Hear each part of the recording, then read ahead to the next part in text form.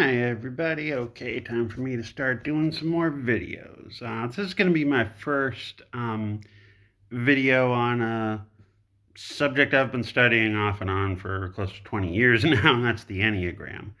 Um, I'm not going to give an overview of the Enneagram. If you're curious what it is, and if you start listening and think, okay, well, what is that? Because you're at least saying some other things that sound pretty good, you can type Enneagram into Google or YouTube or whatever, and you can find all kinds of stuff.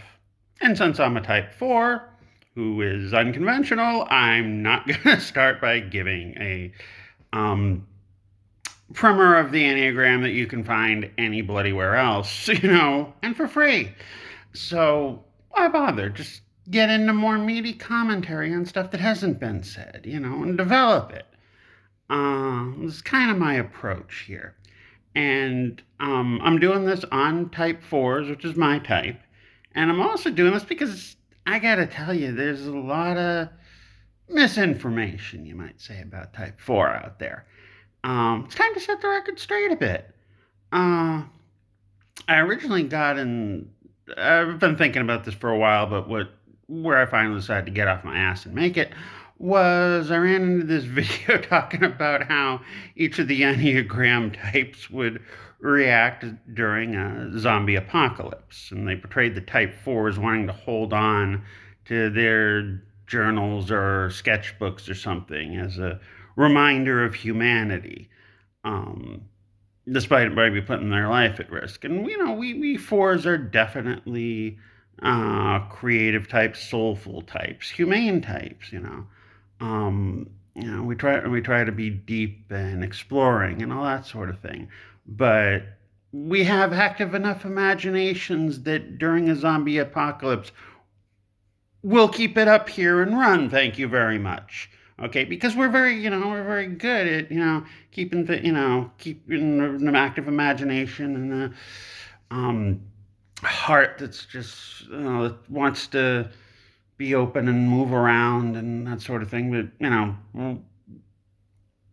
we still have our gut, even if we're away from the gut triad. Okay, we know how to run when we need to, or fight, or whatever. Um, so yeah, I'm just looking at that. It's like, and I know it was just a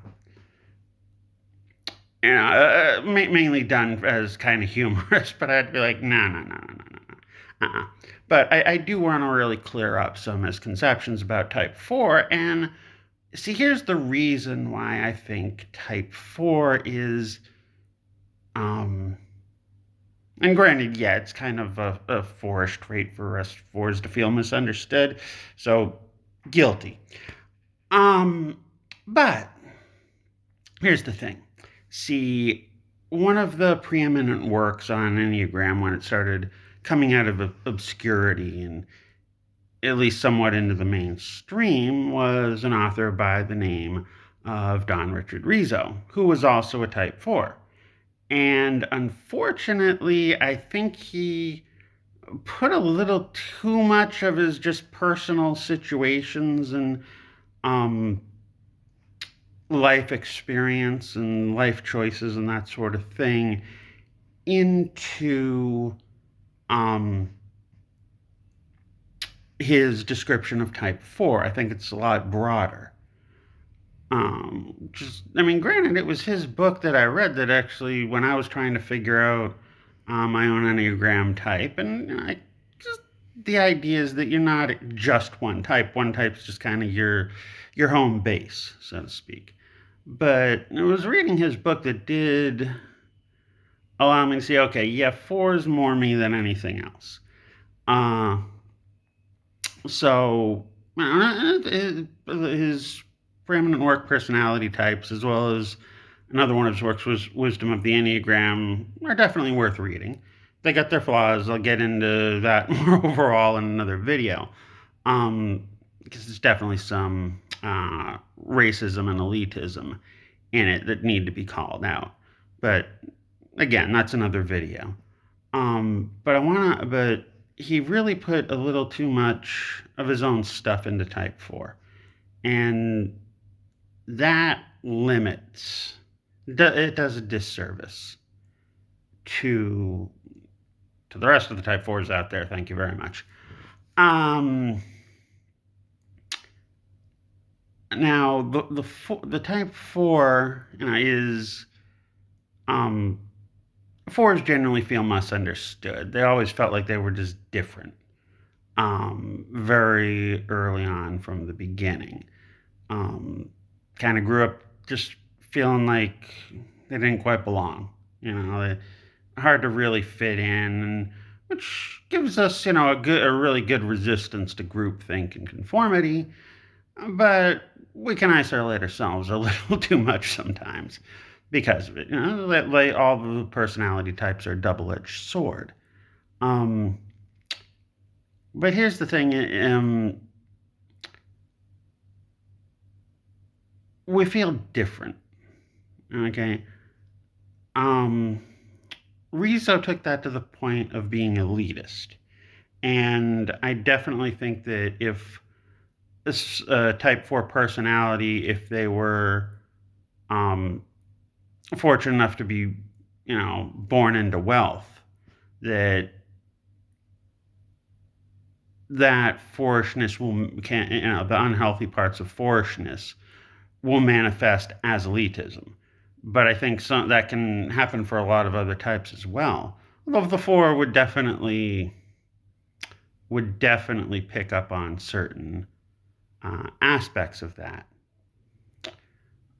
But this is, when he's saying that the kind of wound is that you feel just different, like nobody really gets you, nobody understands you. Um, Sorry, but that can happen to people of all socioeconomic backgrounds. And I've definitely felt like, kind of the ultimate four sometimes. And it's like, I didn't, because Enneagram has the problem of being kind of isolated. And I felt like I was, you know, oftentimes, in discussing Enneagram, it's like I'm like the poor boy in the group. So, and for him to, I mean, because the four has, um, well, the type four itself is usually called either the individualist or the romantic or something like that, depending on what author you're talking to. Um, the Each type has two subtypes called wings, um, which is you also have some tendencies to the numbers on either side. So you either four with three wing, four with five wing, and he titles the four with, and nobody else has challenged these titles of the wing types that he came up with, of the four wing three being called the aristocrat and the four wing five being called the bohemian. And those titles need to go. They just need to fucking go. Um,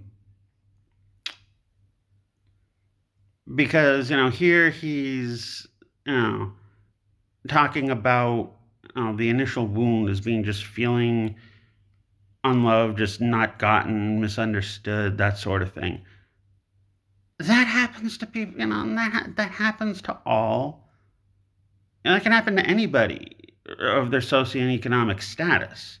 Okay, so then, to call somebody, to call that type an aristocrat, no, no. I mean, yeah, that describes a rich four with a three wing. It does not describe all four wing threes.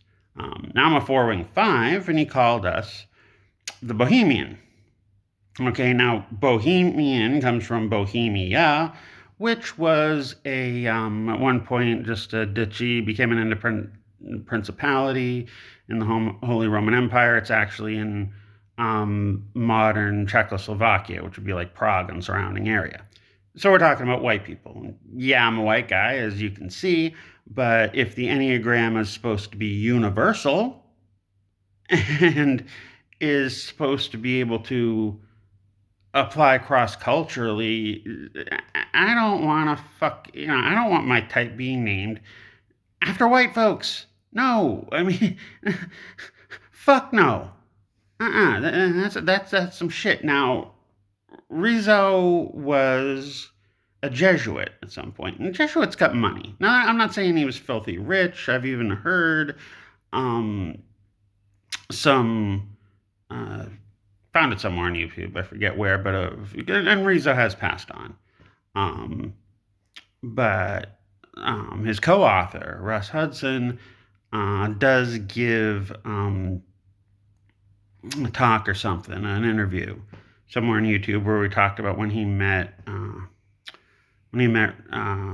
Rizzo that um, Rizzo didn't have an office, and they met at like a museum, something like that. So he wasn't filthy rich, but he had been, as his co-author tells the tale, that he had been, working for years despite a lot of people telling him to do something else. But this was his passion. And that's great that he followed his passion, but it also tells me that he had some kind of a security blanket. And sorry, but, a lot of people don't have that kind of a security blanket to keep working at something, and putting all their time into something. Um, because usually they have to, deal with whatever other mundane realities of survival they got to deal with. Yes, we fours do not like to be in humdrum routine jobs. We want to be more creative. We want to be more humanitarian. But, and yeah, that's our ultimate dream job. But, most fours are going to have to, like anybody else, bite the bullet and do some jobs they don't like.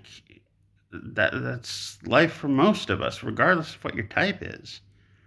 If you got to focus on something for years before you made your break, lucky you, But that's not that's not most of us. It just isn't. Um, so to say that all fours are, have that kind of refined, um, almost rich sensitivity. No, we have a sensitivity. Yeah, but hey, like I like bold colors. Okay, now right now I'm in a place that has white walls and can't really paint it. So okay, fine. But there's plenty of other things that are worth it to be here. I like it here. Um, but yeah, I've been in some places where I could paint the walls where I wanted to, and I got all kinds of crazy with the colors. Fortunately, I happen to be a painter, so I can do it myself. Uh, but to say that, to label us as fours as inherently having this kind of richness, this elitism, no, that's just how it comes out among the rich ones. Um, there's plenty of other ways to be misunderstood, and um, sometimes, you know, letting some people misunderstand you so you can go on a complex. They don't necessarily involve money or all that sort of thing. So yeah, that stuff needs to go to make the Enneagram more universal. That's just on the Type 4. There's other aspects of I don't want to say of the Enneagram, but common among Enneagram groups and Enneagram enthusiasts that just needs to fucking go to really allow the Enneagram to be accessible to everyone. Because it isn't, unfortunately. Can be. I mean, it's talking about human condition, so should be, but the enthusiasts, it's like the enthusiasts almost gatekeep it subconsciously. And that shit needs to fucking go. It just needs to fucking go. One other point that I want to address, because Hollywood has not helped this, and this is actually something going on, something Richard Rohr said. Again, now Rohr was a one, so um, he can. He's not necessarily to blame for putting his own crap on Type 4. But he does make one comment that it's not true, it's misunderstood, but is kind of, you can kind of thank Hollywood for giving him this idea, I think. Um, and that's he made the assertion that fourness, someone being a four is more likely to give them a tendency towards homosexuality. I'm a cishet four. Yeah. Um, Now I can kind of see where Hollywood could help them make this mistake. And I can't speak for the LGBTQ community as I'm not LGBTQ. But you can try to understand and stick up for people who are getting stereotyped, and I certainly want to do that. But there's a definite tendency in Hollywood to make a lot of gay characters average to unhealthy fours. Uh, Nathan Lane in The Birdcage would be a really good example of that. Um, I mean, Birdcage was a really funny movie, but let's face it, you're laughing at that character, not laughing with him. Um,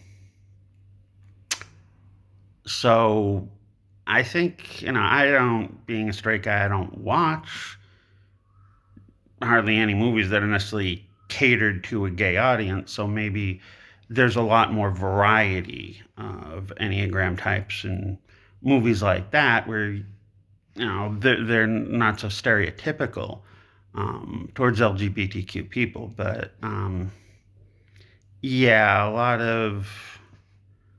of gay men in Hollywood movies, I'd say, are very stereotypical on the average to unhealthy 4-wing 3 types. Well, maybe some 4-wing 5s. But yeah, average to unhealthy 4-wing 3s I think, is very common. Now, what I will say, where I think Roar really messed up, is he's basically putting the cart before the horse. Like I said, okay, I'm straight. I can't speak for the LGBTQ people, but I am a 4. And being a 4, like as I've already said multiple times on this video, probably a little too many, is that you feel unloved, misunderstood, just not with it with the rest of everybody else. And I can certainly understand why someone who is LGBTQ would have all the more tendency to feel that way. So when Roar says that foreignness increases the likelihood of someone being homosexual, he's got it asked backwards.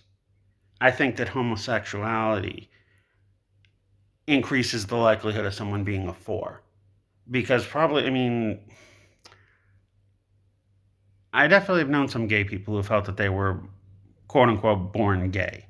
And I'm not saying that to try to sexualize children anyway. But if they know there's something that's different but not accepted, well, yeah, it's going to create a tendency for them to feel all the more misunderstood and unloved. So, what do you expect? He's got, he put the cart before the horse on that one. Basic science, postulate, in scientific research, correlation does not necessarily imply or infer causation. Imply or infer causation. You might have wanted to apply that, and so he kind of got it backwards. One thing I will say though that I think the 4 is probably the best at in this regard. Well, maybe I'd say they share the best with Type 7.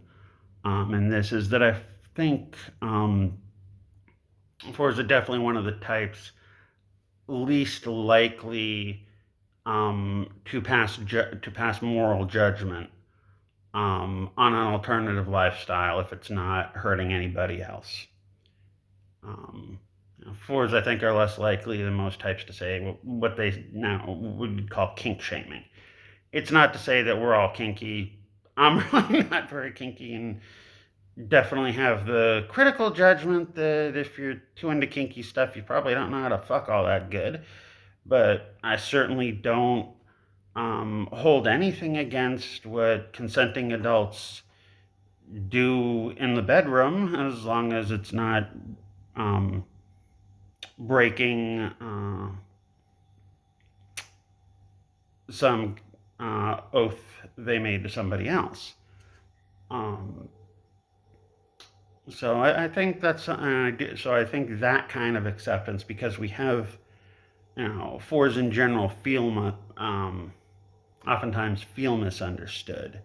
That I think they're better at accepting diversity and accepting that, not everybody's like you, and that's okay. And if it's not hurting you, okay, no big, more power to you, no big deal. Um, yeah, we're good at that. So that's my first Enneagram talk. Hope you like it.